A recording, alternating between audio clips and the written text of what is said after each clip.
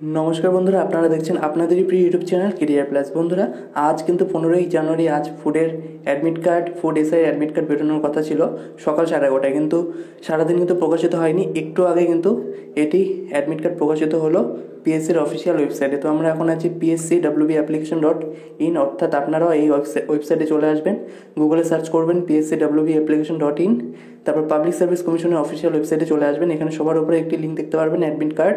এখানে আপনারা ক্লিক করলে ফুড এসআইয়ের অ্যাডমিট কার্ডটি ডাউনলোড করে নিতে পারবেন। তো বন্ধুরা এখানে ক্লিক করে দেবেন। ক্লিক করার পর এখানে আপনারা দুটিভাবে আপনাদের অ্যাডমিট কার্ড দেখতে পারবেন। একটি হলো আপনাদের এনরোলমেন্ট নাম্বার এবং ডেট অফ বার্থ দিয়ে, আর যদি এনরোলমেন্ট নাম্বার না থাকে তাহলে আপনাদের নামের ফার্স্ট নেম লিখবেন। ধরুন আপনার নাম রাজা দত্ত, তাহলে আপনার লিখতে হবে এখানে রাজা, তারপর এখানে ডেট অফ বার্থ দিয়ে এখানে সার্চ বাটনে ক্লিক করে সার্চ করে দেবেন।